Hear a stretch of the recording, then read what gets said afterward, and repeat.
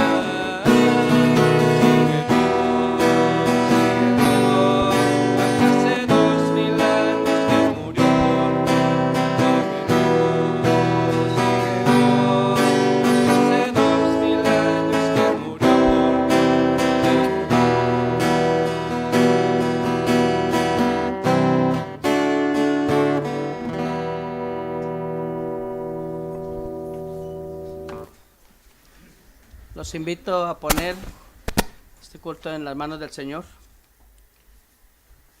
Señor Dios y Padre, queremos agradecerte, Señor, porque sabemos, Señor, que moriste en una cruz por nosotros, pero también, Señor, que por tu muerte en la cruz nosotros vivimos ahora, Padre. Gracias, Señor, porque tu amor, Señor, se demuestra cada día, Señor, dándonos, Padre Santo, todo lo que tenemos, Señor, dándonos todo lo que necesitamos, Padre. Gracias por llenarnos de bendiciones cada día, Padre bendito. Te agradecemos, Señor, porque nos acompañas siempre y sabemos que estás aquí en esta noche con nosotros. Pedimos que abra nuestro entendimiento, Señor, para tu palabra, que podamos entender, Señor, y que lo que el hermano trae para nosotros, Señor, lo recibamos con amor y agrado, Señor. Que todo lo que hagamos, Señor, sea para la gloria tuya, Padre Santo. Entregamos esta reunión en tus manos, Señor, y que todo, Señor, lo que hagamos sea para glorificar tu nombre. Gracias, Padre, en el nombre de Cristo Jesús. Amén. Amén. Vamos a entonar otro cántico, Día tan grande, y luego pasamos con el hermano Manuel.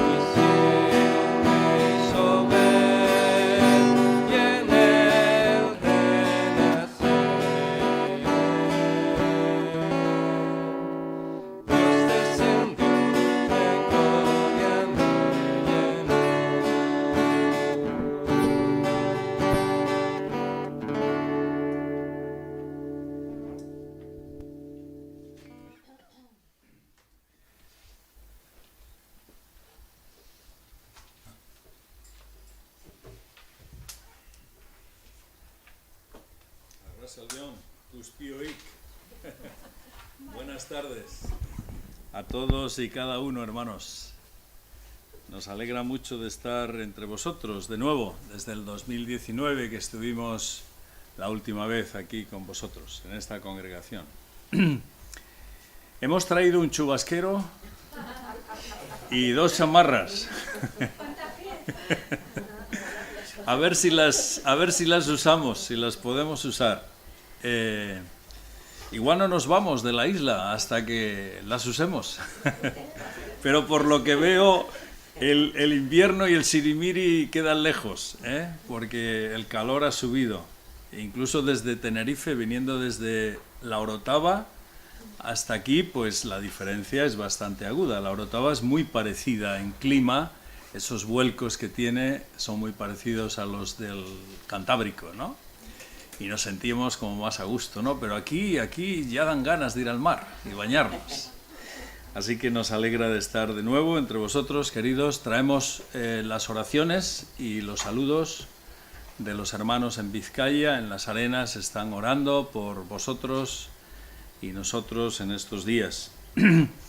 Y también quisiera, al comenzar, pues como dije a los hermanos en La Orotava, gracias a cada uno, a los hermanos que orasteis, por Paquita en especial. Soléis orar por los obreros y por nosotros, pero en esa ocasión, en el 19, Paquita fue de la primera tanda de enfermos, en el 20, de la primera tanda de enfermos que cayeron bajo el COVID. Y le decía a José Luis antes que incluso la doctora que le atendía en el hospital me decía, mire, no tenemos retrovirales para el COVID. Esto nos ha cogido desprevenidos a toda la clase médica. Así que estamos probando con el retrovirus de la malaria, el retrovirus del SIDA y otros, a ver si resulta, ¿no? Y aquello fue una etapa muy difícil, así que gracias por vuestras oraciones. Paqui pasó 2 semanas en el hospital, grave, bastante grave, pero el Señor la pudo levantar. No obstante, pues vimos la recaída, ¿no? Y el fallecimiento de tantas personas. El COVID ha sido una experiencia única en el siglo XXI para todos, ¿verdad? Eso de estar aislados y solos y demás, pues ha sido muy difícil. Estamos, como sabéis, y los que habéis seguido la serie, pues aún más, comenzamos en La Orotava con los hermanos de Tenerife, viendo la serie de la familia en nuestros días. Y yo dije a los hermanos la semana pasada que podemos hablar de la familia y aunque hablemos mucho es poco. La familia es uno de los ámbitos, uno de los núcleos sociales que más está sufriendo en nuestros días. Y por tanto nos toca estar con las antenas puestas y levantadas, acerca de entender lo que está pasando en nuestro mundo y también la perspectiva que la palabra nos da, ¿no? Y cómo el Señor nos guía a todos. Son exposiciones temáticas, no textuales, sino son temáticas y veremos algunos textos bíblicos que nos dan pautas respecto a los temas que estamos viendo. Pero antes vamos, por favor, a leer esta tarde el Salmo 46, que presenta el reinado de Dios aún en medio del caos y de la fortaleza, y en medio del caos y del vendaval de nuestros días, ¿verdad? La fortaleza y el amparo del Señor. Salmo 46, verso 1. ¿Podemos leer de forma antifonal? Rubén, ¿tenéis costumbre? ¿Sí? ¿Puedo leer un verso y vosotros el siguiente? Vale, pues ahí estamos, Salmo 46. Dios es nuestro amparo y fortaleza, nuestro pronto auxilio en las tribulaciones.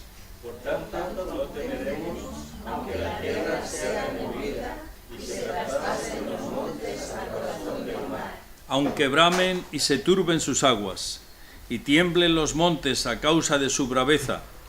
Del río sus corrientes alegran la ciudad de Dios, el santuario de las moradas del Altísimo. Dios está en medio de ella, no será conmovida. Dios la ayudará al clarear la mañana. Bramaron las naciones y titubearon los reinos, dio de su voz, se derritió la tierra. Jehová de los ejércitos está con nosotros. Nuestro refugio es el Dios de Jacob. Venid, ved las obras de Jehová, que ha puesto asolamientos en la tierra. Que hace cesar las guerras hasta los fines de la tierra, que quiebra el arco, corta la lanza y quema los carros en el fuego. Estad quietos y conoced que yo soy Dios. Seré exaltado entre las naciones, enaltecido seré en la tierra. Jehová de los ejércitos está con nosotros. Nuestro refugio es el Dios de Jacob. ¿Verdad? Este salmo que exalta la omnipotencia y la omnipresencia del Señor en medio de nuestras circunstancias tan cambiantes. Y el salmista, cuando hace un salmo atribuido a los cantores de Israel, y en momentos quizá a los que se refiere momentos de tribulación, pero apela al cuidado y a la soberanía del Señor, aún en medio de las turbulencias, No nos da tiempo a mirarlo con lupa, pero ruego que podáis en algún momento meditar en él para que nos demos cuenta de que el Señor no pierde el control de la vida ni de nuestras vidas, ¿no? Verso 10 es muy bonito, porque el salmista menciona: estad quietos y conoced que yo soy Dios. Seré exaltado entre las naciones, enaltecido seré en la tierra. Es decir, en medio del vendaval que nos envuelve, pues el Señor finalmente va a ser exaltado y reconocido entre los pueblos de la tierra. Vamos a ir entonces a esta serie que hemos comenzado en Tenerife, como mencioné antes, y voy a hacer un pequeño repaso, una introducción a lo que hemos visto. Lo haré de forma rápida para entrar en el tema de hoy, que tiene que ver, el tema de hoy es el tema 3, la familia, provisión divina. Pero hemos visto hasta ahora la familia en días caóticos y la familia diligente. En estos días que vienen veremos también la familia y la honra que el Señor merece en la familia, y también la ideología de género en síntesis, su esencia, la filosofía que la impulsa y los resultados tristes, caóticos que estamos viendo en estos días. Esto será para mañana y la última será para el domingo. Vamos con la familia como la provisión divina, y vamos a repasar lo que hemos visto hasta ahora en los días previos. En primer lugar, vimos cómo en medio del caos la familia está llamada a permanecer. Y la Escritura nos habla, queridos, de que hemos de mantener una actitud mientras el Señor viene, y una pureza, una actitud de espera y una pureza mientras el Señor viene a por nosotros. Y yo decía en Tenerife que la Iglesia del Señor, en estos días difíciles y amorales, días y tiempos peligrosos donde lo bueno está llamándose malo y viceversa, pues la Iglesia del Señor tiene que escoger, tenemos que escoger en estos días extremos cómo posicionarnos y cómo ser. Y hay dos modelos de iglesias en Apocalipsis, capítulo 2 y 3, que son las de Laodicea y la de Filadelfia. Si recordáis bien, la iglesia de Laodicea era una iglesia que se consideraba que ya lo sabía todo, que se consideraba que pasaba de todo, que se consideraba que no necesitaba a nadie, que se consideraba, pues, además autosuficiente. De hecho, mencioné con énfasis que es la única de las 7 iglesias a las que el Señor habla, y a ella el Señor le habla desde fuera, y eso es tristísimo. El Señor dice: yo estoy a la puerta y llamo. Una iglesia que había desalojado al Señor. Pero ellos se consideraban ricos, autosuficientes, que tenían todo. No tienes necesidad de nada, dice el Señor, pero eres miserable, eres pobre, desventurada. Una iglesia que no tiene en cuenta al Señor, una iglesia que pasa de la palabra del Señor. Y tristemente, hoy tenemos, queridos, tenemos bastante cristianismo ubicado en esta situación, como la de la Odisea. Un cristianismo que sigue la corriente de este mundo, no tiene en cuenta los parámetros de la palabra, no tiene en cuenta los principios del Señor. O podemos escoger también ser como la iglesia sencilla y humilde de Filadelfia, una iglesia que se caracterizaba por haber guardado la palabra del Señor y no negar su nombre. Y es interesante que el Señor le dice: siempre me ha encantado ese piropo del Señor. Aunque tienes poca fuerza, no has guardado mi palabra y no has negado mi nombre. Por tanto, yo he abierto delante de ti una puerta que nadie puede cerrar. Y eso nos habla, queridos, de que cuando nos mantenemos en el Señor, cuando nos mantenemos en su palabra, fieles, sensibles, cercanos a la palabra, y no negamos al Señor en nuestros ámbitos de vida, personales, profesionales, familiares, y no negamos al Señor, el Señor abre delante de nosotros puertas para glorificarle, para honrarle. Y además, dice, porque has sido fiel a mí, yo te guardaré de la hora de la prueba que está para venir sobre todo el mundo, ¿no? Es decir, el Señor tiene en cuenta la fidelidad nuestra, el Señor tiene en cuenta nuestra fortaleza y nuestra valentía para no negar su nombre. Y estamos, queridos, en esta tesitura. Como iglesia estamos siendo probados constantemente, como familias, como personas, a estar ahí, ¿no? Digamos, a dar el do de pecho respecto al Señor, respecto a la palabra. Y decíamos también que según 2 Corintios capítulo 10, y en base a los foros de la familia, los 3 foros de la familia que ha habido en estos 3 años, entre el 20 y el 22, pues se han comentado estos principios, yo los he resumido, y se hablaba de 2 Corintios capítulo 10, cuando el apóstol Pablo nos habla de que hay 3 frentes en la lucha espiritual. Un frente ideológico, donde hay que refutar argumentos; un frente moral, donde hay que refutar también la altivez, la soberbia, el endiosamiento de nuestros días; y un frente espiritual en el que es necesario derribar fortalezas. Y esta es una lucha espiritual. La batalla que estamos librando no es una batalla contra personas, ni siquiera contra ideologías. Es una batalla espiritual, pero evidentemente que se ramifica en 3 frentes en los cuales la Iglesia del Señor tiene que presentar defensa: la ideología, la moral y la espiritualidad.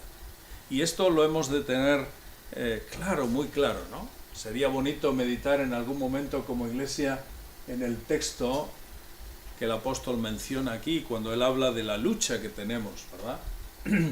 El testimonio que más convence, la mejor respuesta que podemos ofrecer, se hablaba en el foro, es de una santidad atractiva para el hombre de nuestros días.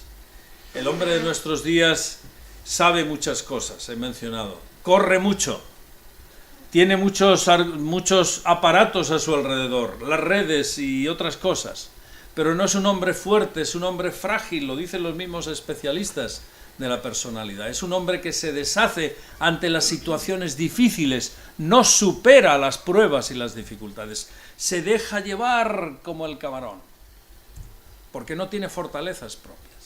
En cambio, si vivimos en el Señor, si vivimos fortalecidos por el Señor, el estilo de vida, la santidad que el Señor nos permite tener, ese es un anzuelo, es un atractivo para el hombre de nuestros días, en medio del caos en el que estamos, ¿verdad? También hemos de tener en cuenta que la manipulación y el engaño son métodos de esta lucha espiritual, una manipulación tremenda que estamos viviendo en estos días, engañosa, y la división y destrucción son los efectos en los jóvenes, en las familias, en los niños, en las parejas, es decir, hay un destrozo increíble, ¿no? Este es el paisaje moral en el que estamos. Este es el paisaje, esta es la corriente en la que vamos, ¿no? Fruto de la discusión y conclusiones de este foro, ¿no? Por tanto, nos toca cuidarnos en nuestra pureza. La palabra del Señor nos dice que nos toca cuidarnos. Vimos 2 Timoteo capítulo 2, versos 19 en adelante, cuidarnos en santidad, no vivir meramente una vida religiosa, de cumplimiento, de rutina, sino de realidad, de relación con el Señor. Y hemos de estar alertas ante el carácter de nuestros días. Un carácter que luego, comentándolo con algunos hermanos jóvenes aquí en Tenerife, pues ellos aseveraban que como jóvenes tienen estas luchas. Y me decían, es verdad, Manuel, es verdad, estamos bajo una lucha potentísima, arrasadora, ¿no? Y la Escritura lo prevé. 2 Timoteo 3 es muy claro, los textos que vimos ahí, ¿no? La característica de la sensualidad, todo está sensualizado. Todo está bajo el nivel de los sentidos. Y la característica, el apóstol le pone un nombre a eso, dice que el hombre de estos días, de los últimos días, es un hombre amador de sí mismo. ¿Y eso qué significa? ¿Eso qué significa? Pues que es un hombre que vive sensualmente. Es un hombre que vive egoístamente, es un hombre que vive bajo su propio interés. Y la sexualización y la adicción son los parámetros habituales. Hace como 40 años, quizá un poco menos, 30 años igual, esto ha ido subiendo de tono. La sexualización de la vida, todo está bajo los parámetros del sexo, desde la publicidad hasta cualquier cosa, y la adicción. La adicción a múltiples cosas, a múltiples sustancias, a múltiples vicios, a múltiples conductas, parámetros habituales de nuestros días. Y esto está predicho en las Escrituras. Y estamos advertidos para esto. Y sabemos bien, a veces porque nos ha tocado cerca en nuestras familias o en nuestras vidas, sabemos bien lo difícil que es salir de adicciones. Adicciones psíquicas, adicciones emocionales, adicciones a sustancias. Y evidentemente la sexualización llega a ser también una adicción. En esto las redes sociales han sido un río explosivo, ¿no? Para no ayudarnos, más bien para extenderlo. Uno de los negocios, diré igual algo más el domingo, uno de los negocios más potentes de nuestros días, ¿sabéis cuál es?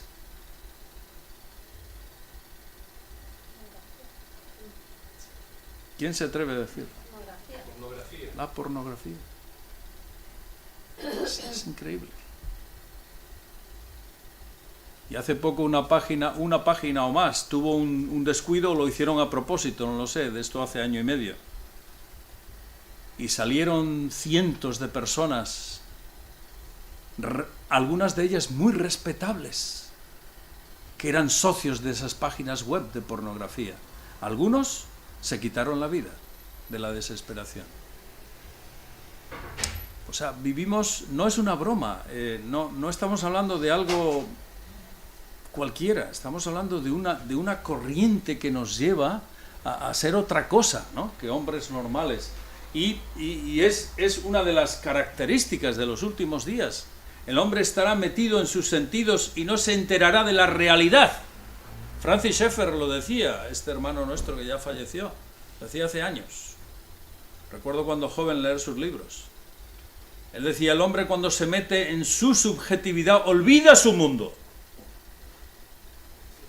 Y es lo que está pasando, es la característica de nuestros días, ¿no?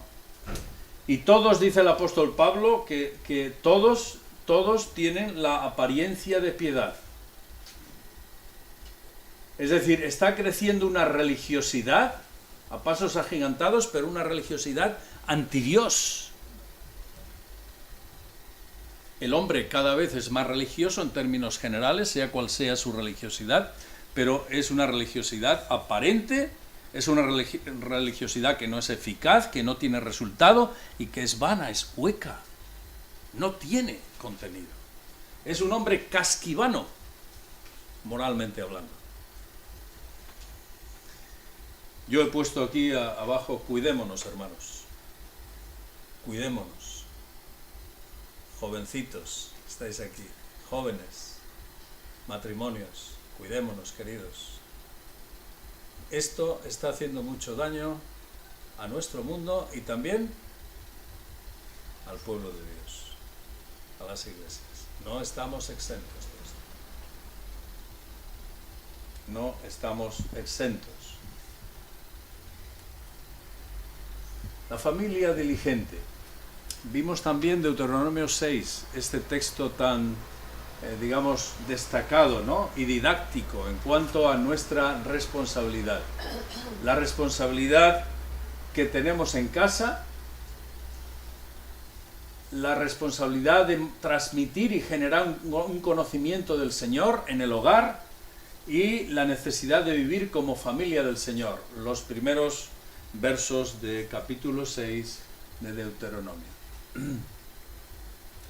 Y dijimos que entre los ataques, como resultado de lo que he dicho antes, y en estos foros de la familia se ha concluido y se ha hablado de estos temas que los he puesto aquí, pues son importantísimos.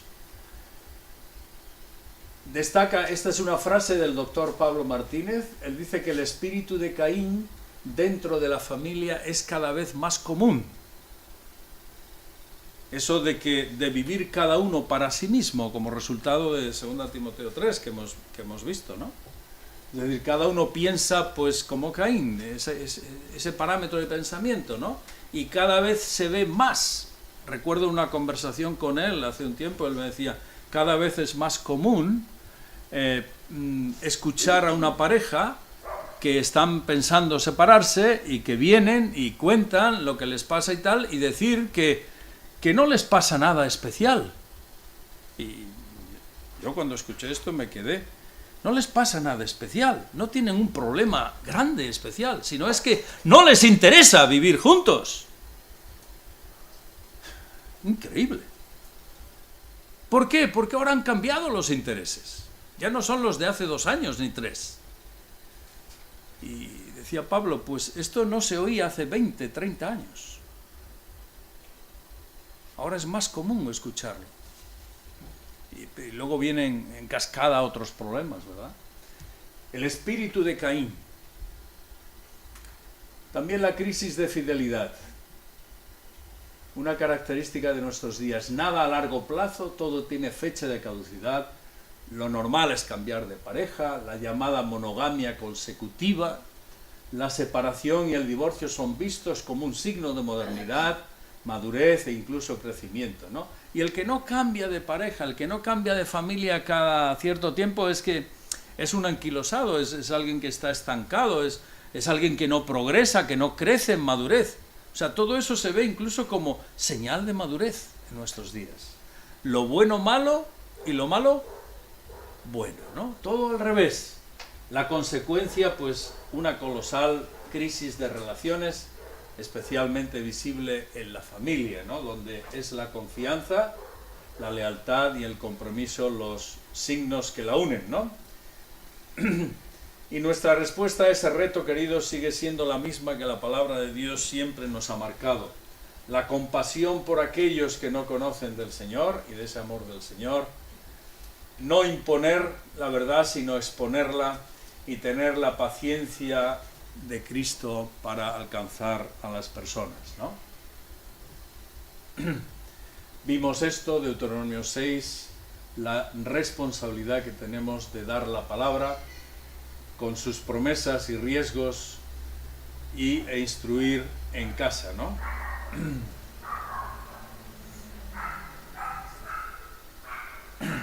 Algo que quisiera destacar aquí en Deuteronomio 6 es que somos llamados a enseñar claramente las convicciones y las prioridades bíblicas. Y como veo que estáis algunos jóvenes y los padres también, somos responsables de enseñar en casa en primer lugar, no dejarlo para la iglesia solamente. Enseñar la importancia que tienen las convicciones de la palabra de Dios. Y estuvimos repasando Romanos 12, los primeros 2 versículos, donde somos llamados a transformar nuestras vidas por medio de la renovación de nuestro entendimiento. Somos llamados por el Señor a renovar nuestro entendimiento por medio de la palabra, para que tengamos una mentalidad bíblica. Y es la única manera en la que vamos a discernir estas cosas. Si no, pues nos cocemos como esa rana, ¿no? Los jóvenes conocéis bien esa ilustración. Nos cocemos como la rana y no nos enteramos. Es decir, necesitamos estar sometidos a la palabra, y esto, en primer lugar, es el hogar donde enseñar esto. Y de ahí, cuando hay convicciones, tenemos prioridades adecuadas. Y el apóstol acaba diciendo en verso 2 de Romanos 12, para que comprobéis cuál es la buena voluntad de Dios, agradable y perfecta.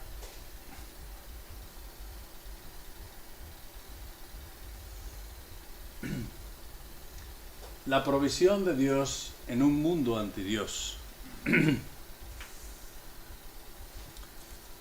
El refugio y amparo para muchos. El nido de instrucción para conocer al Señor. Y el faro a nuestros hijos. 4 apartados con los cuales la familia es la provisión de Dios. Quizás son puntos destacados, habría muchos más, evidentemente, pero he seleccionado estos 4 y alguno lo miraremos solo de pasada porque ya lo hemos visto. Pero en primer lugar, la familia como provisión de Dios en un mundo anti Dios. Génesis capítulo 1, podemos por favor mirarlo. Génesis capítulo 1, verso 27.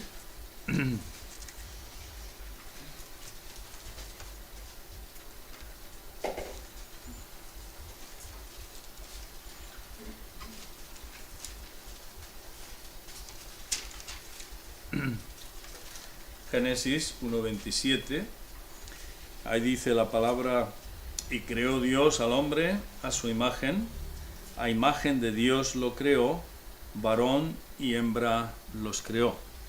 Las marcas del diseño del Señor, recordándolas, ¿no?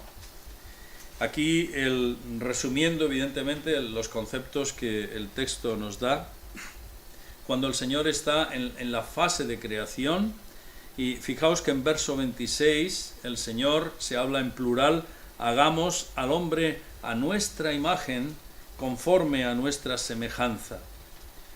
Hay un diálogo, una conversación entre la persona de Dios en la misma Trinidad, donde se está hablando de llevar a cabo la creación del hombre. Hagamos al hombre a nuestra imagen, ¿no? Y entonces la idea es crear a una persona con la imagen del Señor. Y en verso 27 se dice que Dios lo hizo, y lo hizo a su propia imagen. Y a continuación hay un punto y coma donde se es explícito y se dice: varón y hembra los creó. Es decir, hemos de recordar la base fundamental, la base bíblica fundamental de la creación, la obra de la creación. El Señor, siendo en plural, siendo uno pero en tres personas, y a la hora de crear genera a una persona llamada hombre, que es un término genérico en Génesis, pero ese hombre tiene dos expresiones, dos manifestaciones, que son el varón y la mujer. Es decir, distintos, complementarios, pero llamados a ser uno. Y es la imagen de lo que es el Señor. Este es un tema que, para tener más tiempo para explicarlo, estoy sintetizándolo, pero Dios es uno, hay tres personas en Él, distintas, con su distinción, su identidad y su personalidad, pero son uno. Y cuando el Señor quiere crear al hombre, dice, hagamos al hombre a nuestra imagen. Y está en el corazón del Señor crearnos distintos, complementarios para realizar las funciones que el Señor quería que realizásemos los hombres, y también para ser una unidad. Fijaos en capítulo 2, verso 23. Dijo entonces Adán, esto es ahora hueso de mis huesos y carne de mi carne. Esta será llamada varona porque del varón fue tomada. Por tanto, dejará el hombre a su padre y a su madre, y se unirá a su mujer, y serán una sola carne. Un texto tan usado, ¿no?, en las bodas y demás, ¿no?, pero que refleja un poquito lo que el Señor hizo. La primera expresión de Adán, del primer hombre, cuando ve a su mujer, es decir, bueno, había visto los animales y la creación y no había encontrado nada con un símil como él, o sea, nada igual. Y ahora cuando ve a la mujer dice, ahora ella es como yo. Ella es como yo. Además de cómo dice el texto bíblico que fue formada la mujer, ¿no? Y por eso será llamada varona, de hisa, nos dice el texto hebreo, ¿no? Es decir, es lo mismo que yo, pero distinta. Y aquí tenemos los tres pasos bíblicos, los tres pasos como mandato bíblico. Verso 24, por tanto, dejará el hombre a su padre y a su madre, se unirá y serán. Tres pasos que han sido olvidados en el día de hoy, tres pasos que incluso se les ha dado la vuelta y que en ambientes llamados cristianos pues igualmente tampoco se tienen en cuenta. Pero que nosotros, si honramos al Señor, somos llamados a llevarlos a cabo. El hombre primero deja a sus padres, se une a su mujer y llega a ser una sola carne, ¿no? A nosotros nos toca, para entender que la familia es provisión de Dios en un mundo antidios, nos toca en primer lugar tener en cuenta lo que había en el corazón del Señor al diseñarnos. Somos diseño del Señor. Salimos del corazón de Dios, nosotros. Y permitidme que lo recuerde aunque lo sepamos. Y eso nos da una identidad personal y distintiva a la vez. Y eso tiene que ver con la sexualidad, tiene que ver con lo que hoy se llama género, etcétera, etcétera, ¿no? Porque eso nos da un DNI personal e íntimo, ¿no? Y las marcas de esa unión, uno de los textos que nos lo marca es Hebreos capítulo 13, verso 4. Vamos a mirarlo, por favor. Hebreos 13, 4. Donde se nos recuerda, ¿no?, al igual que a los creyentes de aquella época, se nos recuerda en medio de la amoralidad de nuestro mundo, pues las pautas para vivir en la familia. Hebreos 13, 4. ¿Quién puede leerlo? Un hermano, por favor, en voz alta. Hermano o hermana que pueda leerlo. Honroso sea en todos el matrimonio y el lecho sin mancilla, pero a los fornicarios y a los adúlteros los juzgará Dios. Un segundo detalle importante al reconocer que la familia es la provisión de Dios es que hay unas marcas de unión en el varón y en la mujer. Y esa marca es la honra a la pureza de esa unión.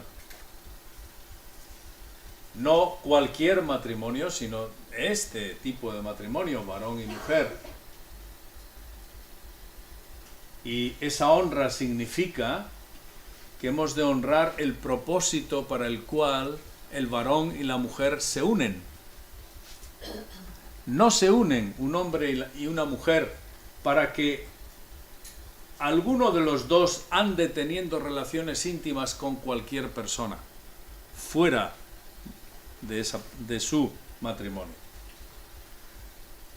No se unen un hombre y una mujer para que establezcan otra familia con otra persona, lo que se llama adulterio, ¿no?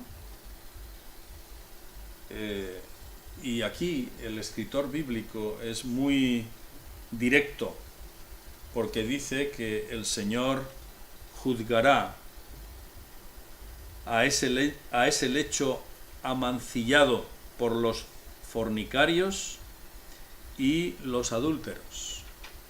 Esa relación carnal fuera del matrimonio, ese establecimiento de otra familia o no tener en cuenta el matrimonio para establecer una relación.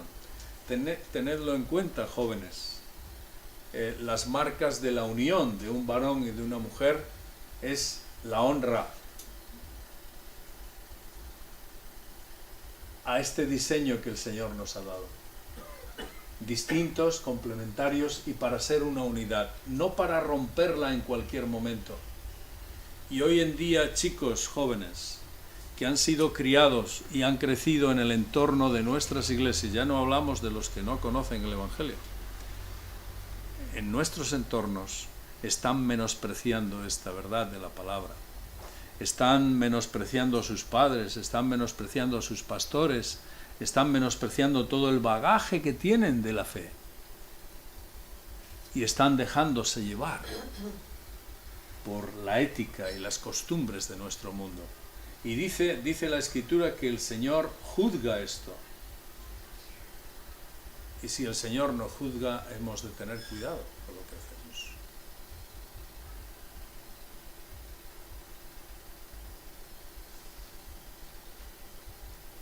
Por mucho poder o muchas luces de colores que veáis los jóvenes en las filosofías de nuestros días, por muchos compañeros que veáis que se dejan llevar, tened en cuenta que el Señor está por encima. La palabra de Dios es autoritaria para nosotros. El honrar al Señor es importante en nuestras vidas. Y eso tiene que ver con mañana hablaremos un poquito de eso, ¿no? Con la honra que nos toca dar a Dios y a nuestros padres. Eso no ha pasado de moda. No ha pasado de moda. Para el pueblo de Dios sigue siendo vigente, actual, sigue siendo un mandato prioritario. Y esto es muy importante que lo tengamos en cuenta. Así que en medio de este torbellino anti Dios en nuestro siglo XXI, el Salmo 46 que leímos antes, aquí hay un pequeño resumen de lo que es el Salmo y los énfasis que hace en el reinado de Dios en medio de nuestras circunstancias, ¿no? Y que no nos da tiempo a considerarlo, pero si os quedáis con esta presentación en la iglesia, pues podréis tenerla y podréis leerlo con más calma, ¿vale?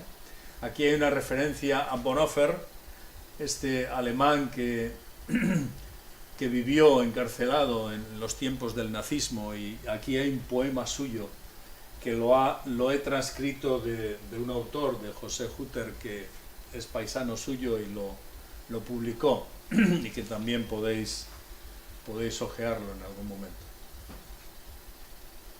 El refugio y amparo para muchos. Nuestro hogar puede ser un refugio y amparo para muchas personas. Efesios 4:28, ¿quién puede leerlo, por favor? En voz alta también, si sois tan amables.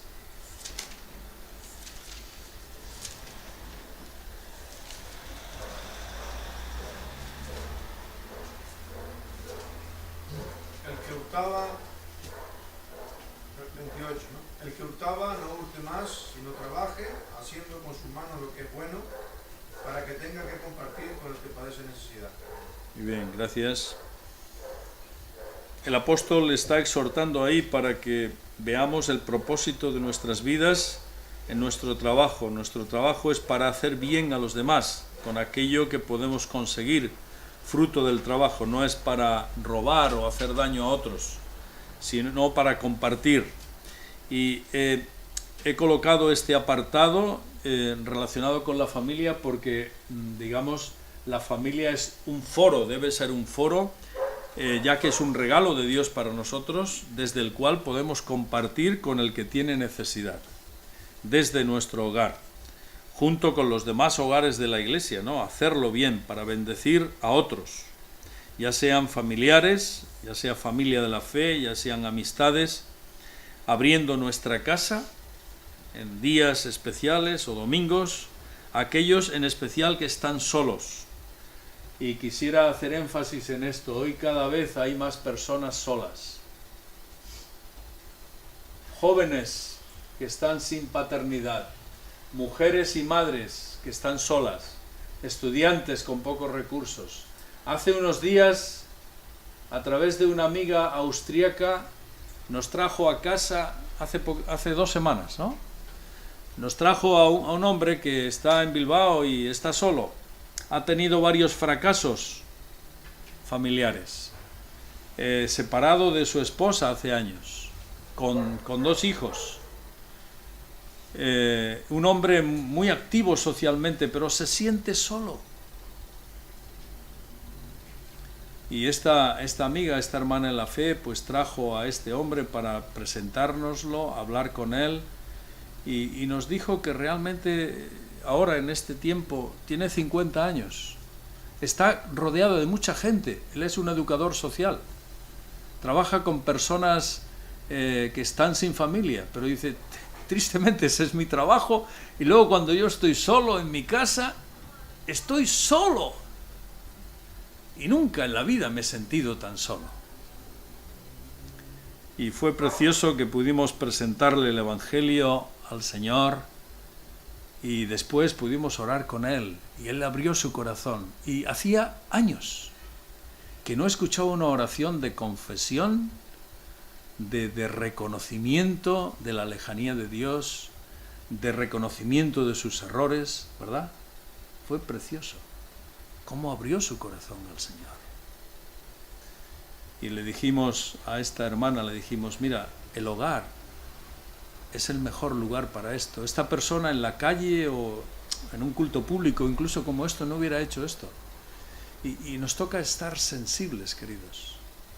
Nuestros hogares son un nido para estas cosas también, aparte de todo lo que hacemos cada día. Y hay muchas personas así, y cada vez más. No sé si aquí en la iglesia tenéis, algunas de las familias, habéis tenido hijos en acogida. ¿Habéis tenido? ¿No? ¿Eh?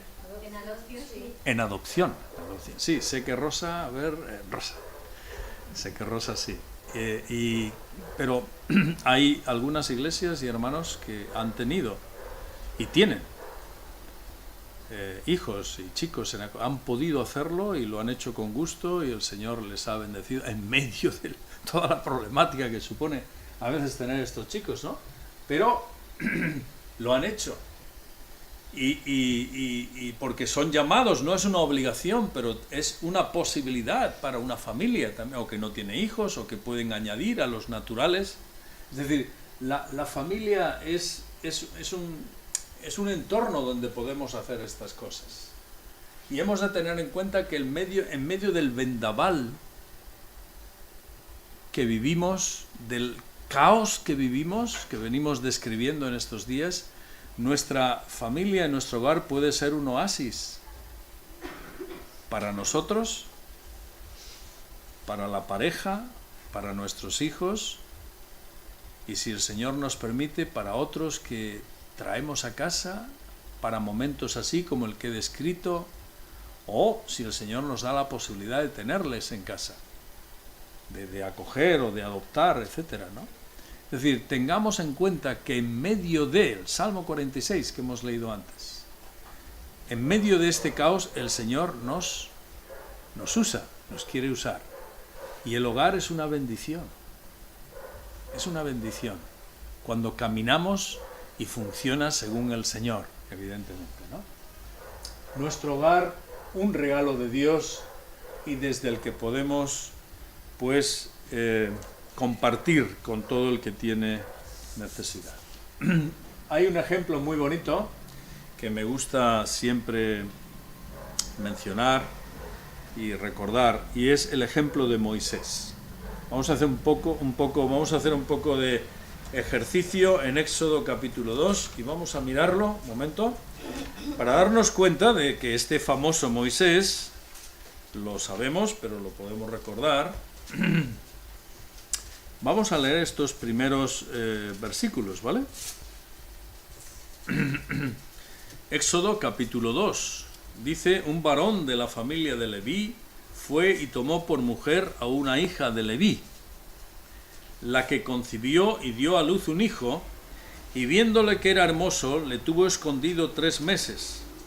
Pero no pudiendo ocultarle más tiempo, tomó una arquilla de juncos y la calafateó con asfalto y brea, y colocó en ella al niño y lo puso en un carrizal a la orilla del río. Y una hermana suya se puso a lo lejos para ver lo que le acontecería.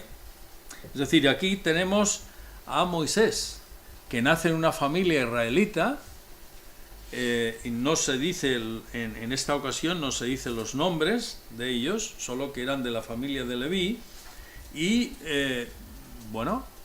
había problemas porque la orden del gobierno faraónico era matar ¿a quiénes? ¿A quiénes? A los niños.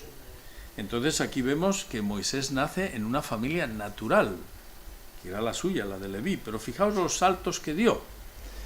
Luego pasa más tarde a tener una familia de amparo, verso 5, o adoptiva. Y la hija de Faraón descendió a lavarse al río, y paseándose sus doncellas por la ribera del río, vio ella la arquilla en el carrizal y envió una criada suya a que la tomase.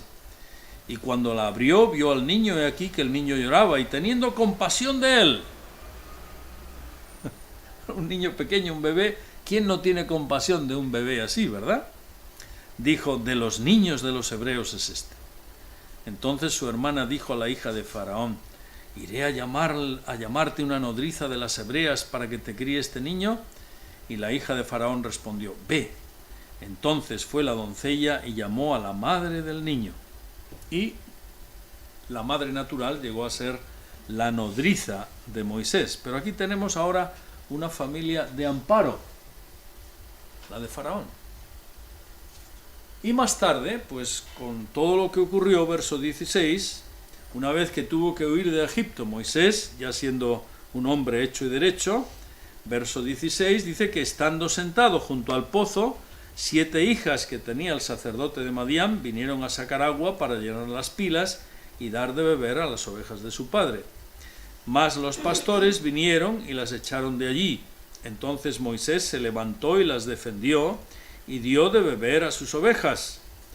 Y volviendo ellas a Reuel su padre, él les dijo: ¿por qué habéis venido hoy tan pronto?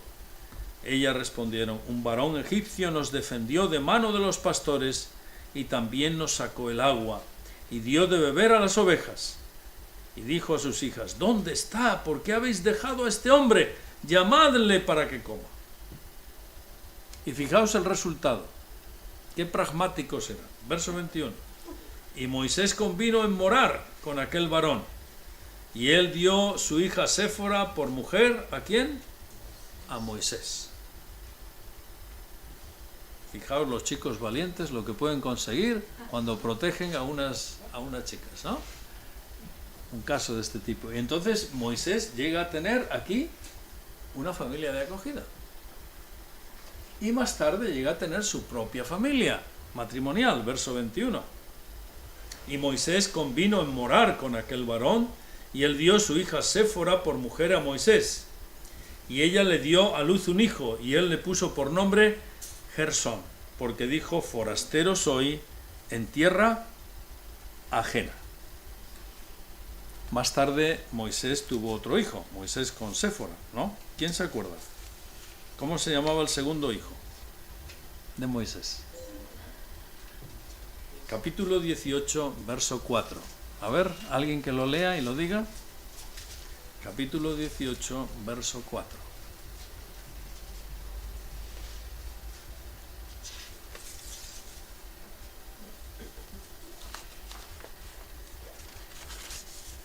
Y el nombre del otro era Eliezer, pues había dicho: el Dios de mi padre fue mi ayuda y me libró de la espada de Faraón. El Dios de mi padre fue mi ayuda y me libró de la espada de Faraón. Ese fue Eliezer, el segundo. Y el primero fue Gersón: forastero soy en tierra ajena. Así que Moisés vive estos procesos de familia, es un ejemplo. No sé si habéis visto a Moisés bajo este enfoque alguna vez, pero bueno, nos habla de cómo, digamos, podemos pasar por distintos tipos de entornos familiares, ¿no? ¿Por qué? ¿Por qué lo he mostrado?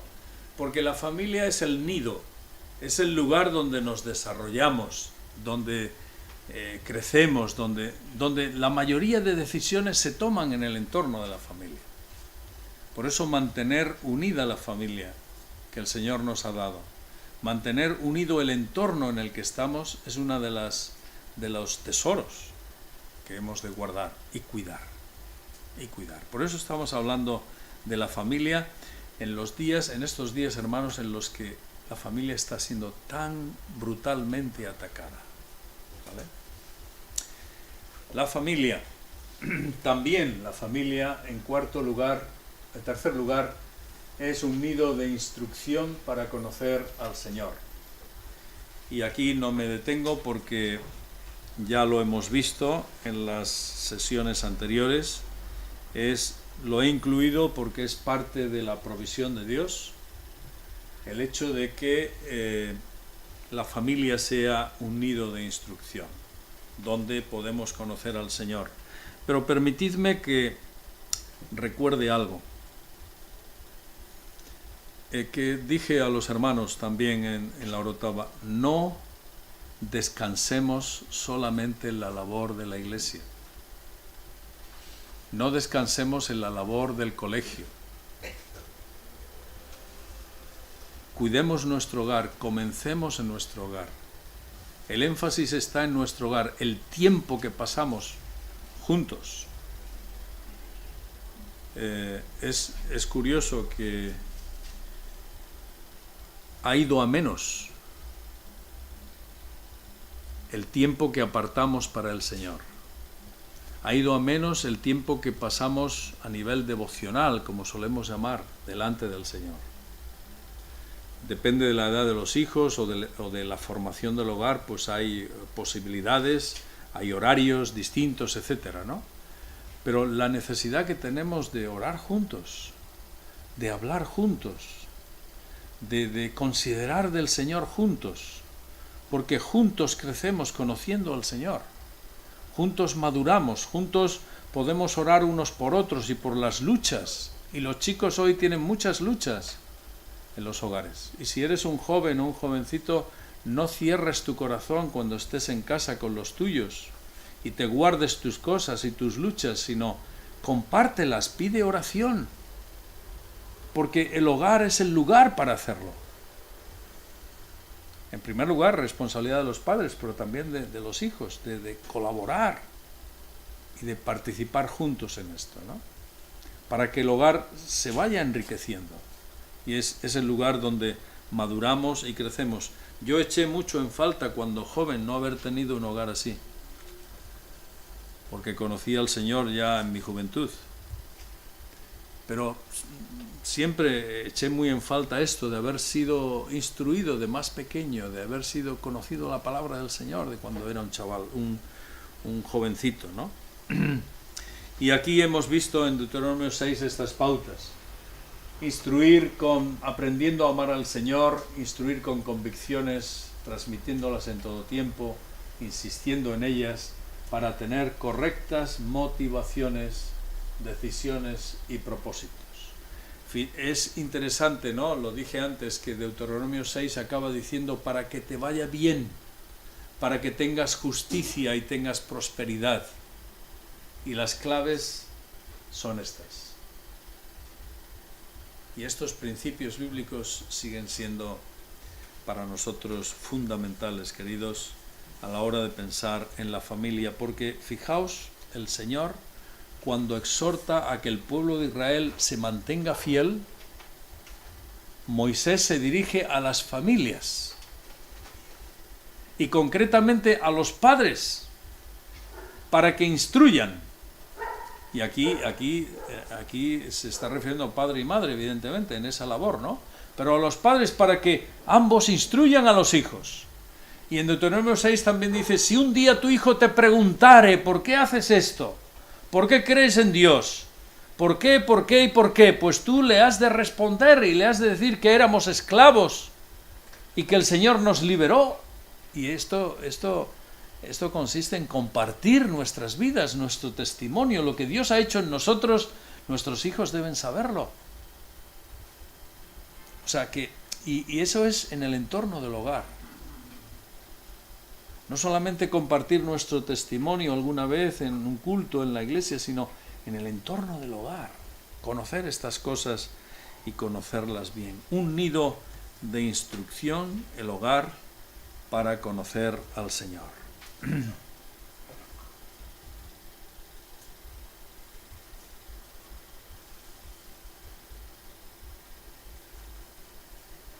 Y finalmente, en cuarto lugar, en esta tarde, pues la familia es el faro a nuestros hijos.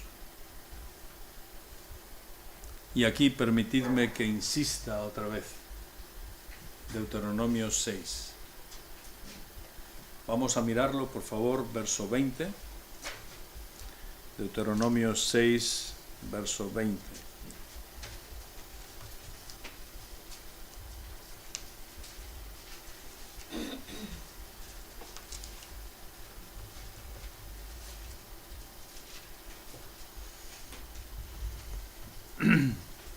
Mañana, cuando te preguntare tu hijo diciendo qué significan los testimonios y estatutos y decretos que Jehová nuestro Dios os mandó, entonces dirás a tu hijo, nosotros éramos siervos de Faraón en Egipto, y Jehová nos sacó de Egipto con mano poderosa, hizo señales, etcétera, etcétera. Solo quiero enfatizar aquí una cosa, y es que la Escritura nos da un ministerio de la palabra con los hijos. Queridos padres, los primeros maestros de la palabra, los primeros que han de compartir la palabra, los primeros que han de enseñar a conocer al Señor a los hijos, somos los padres. Y luego vendrán otros, luego está el ministerio de la Iglesia, precioso, el ministerio que ellos recibirán por medio de otros canales, pero la Escritura, fijaos, cuánto énfasis hace en esto, que ya he mencionado, hablándoles de la salvación, de nuestro Salvador, hablándoles del poder de Dios en nuestras vidas, hablándoles de sus bendiciones, hablándoles de nuestra obediencia y prosperidad, hablándoles de la obediencia, tranquilidad y justicia que vendrá si vivimos en sujeción al Señor. Este es un llamamiento para que desde el hogar seamos un faro a sus vidas, porque volarán, se irán de casa, estarán en otra órbita, formarán su familia, Dios mediante, Y esto nunca lo van a olvidar, el ministerio de la palabra de los padres. Hay muchas ilustraciones que podría poner, pero una de ellas es la historia o biografía de los Wesley, si habéis oído de ellos alguna vez. Juan y Carlos llegaron a ser grandes evangelistas de la palabra del Señor y además artífices de lo que fue un avivamiento en Inglaterra, en Reino Unido, que luego se extendió al mundo. Uno era el buen predicador y otro era el buen músico. Carlos el músico y Juan el predicador de la palabra. Iban a caballo y se ponían en las salidas de los estadios y demás a predicar el Evangelio. Y ahí se fundó lo que fue en principio el movimiento metodista, que fue como una llama que se extendió al mundo. Ahora la clave, cuando se mira un poquito en la biografía, estaba en una madre, que fueron muchos hijos, ahora no recuerdo cuántos fueron. Una madre que cogía a los hijos y les enseñaba las Escrituras. Y oraba con ellos. Y aunque en cierto momento ellos salieron como religiosos y no conocían verdaderamente al Señor, pero cuando unos hermanos les hablaron de Cristo, ellos tenían sus corazones preparados y se entregaron a Cristo. Según ellos, ahí fue la conversión. Y la clave está en el ministerio que tuvo una madre con esos hijos.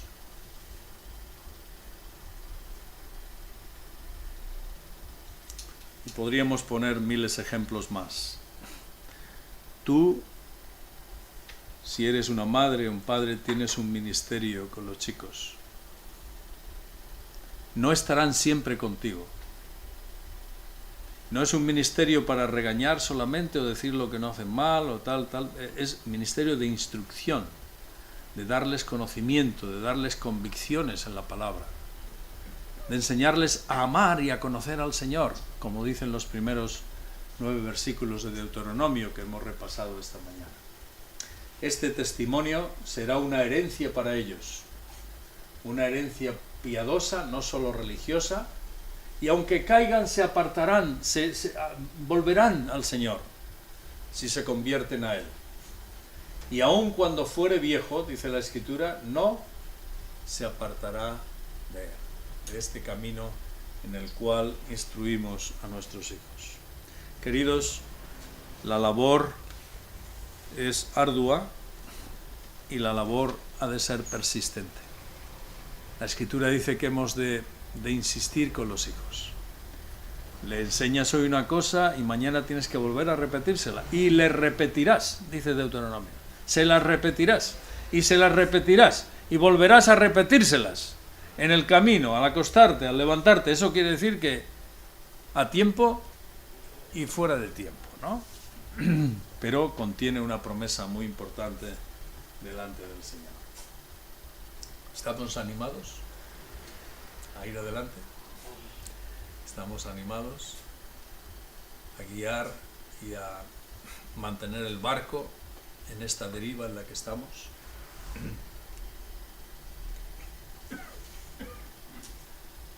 Seguiremos meditando en estos días, Dios mediante, con la honra al Señor que hemos de practicar en la familia y también con esta deriva fatal que nos invade a todos, llamada ideología de género y sus tendencias, ¿no? Que las veremos Dios mediante el domingo. Con esto podemos acabar, queridos. Perdonad si me he pasado del tiempo, pero espero que el Señor nos haya guiado para ser edificantes en esta tarde y de bendición. ¿Así es? Podemos acabar en oración, quizá poniéndonos de pie en este momento y dando gracias al Señor.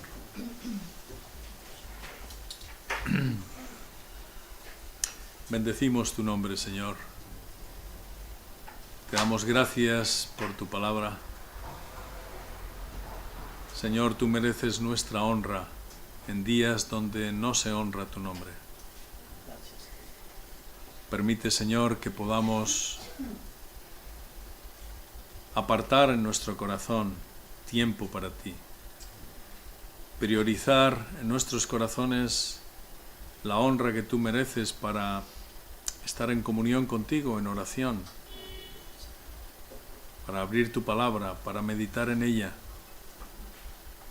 de tal forma que la podamos compartir con aquellos que tienes a nuestro lado. Y en primer lugar está el hogar.